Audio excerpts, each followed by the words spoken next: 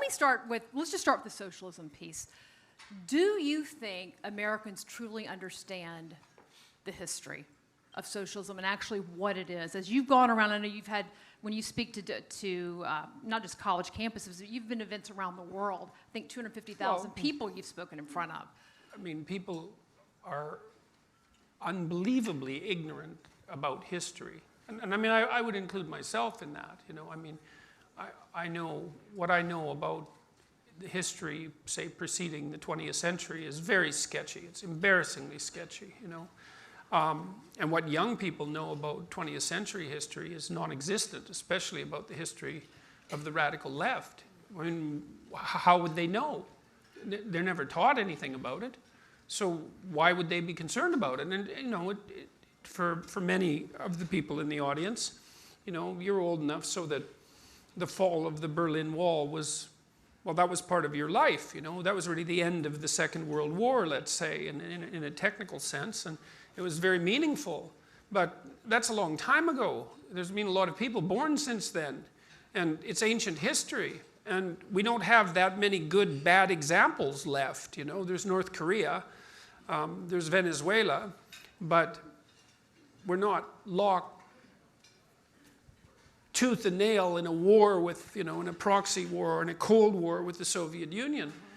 And it's easy to understand why people are emotionally drawn to the ideals of socialism, let's say, or of the left, because it draws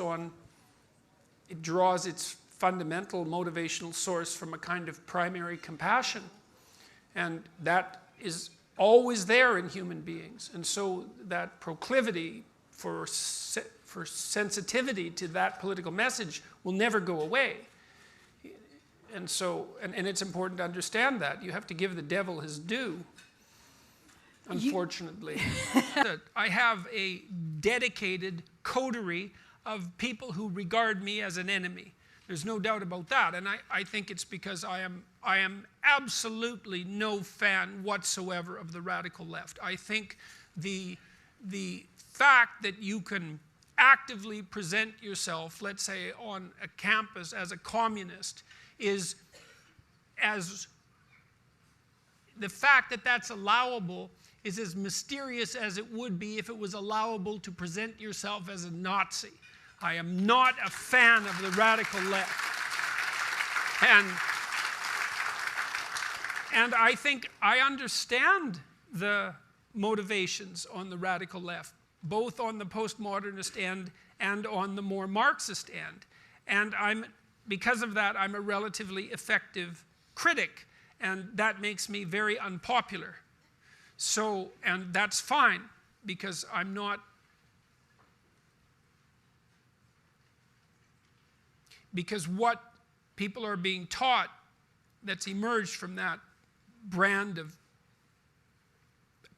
absurd and surreal philosophy is of no utility as a guiding light to anyone. And it's a catastrophe to take young people in their formative years when they're trying to catalyze their adult identity and to tear the substructure out from underneath them and leave them bereft. And I do believe that that's what the universities on the humanities end, and to some degree on the social science end, I do believe that that's what they fundamentally managed to achieve. So, and I don't admire that. I think there's something deeply sadistic about that. There's something deeply anti-human about that. And it presents itself in the guise of moral virtue, which makes it even worse. And so, well, that's why people don't like me. I don't understand it. It isn't a debate about who can speak. It's a debate about whether there is such a thing as free speech. And the answer from the radicals is that there isn't.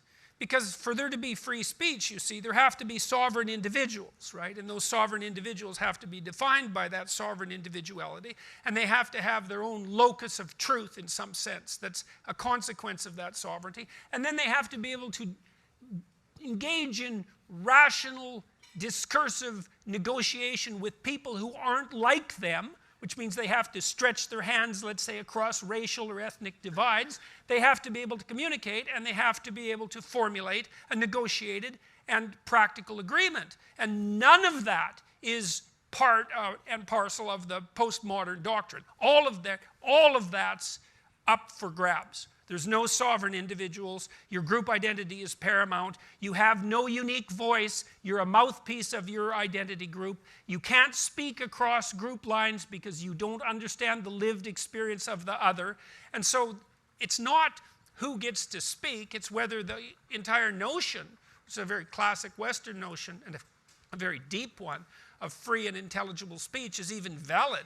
I mean, this intellectual war that's going on in the universities is way deeper than a political war. It's and way more serious than a political war. It manifests itself politically, but no, politics is way up the scale from where this is actually taking place. So when you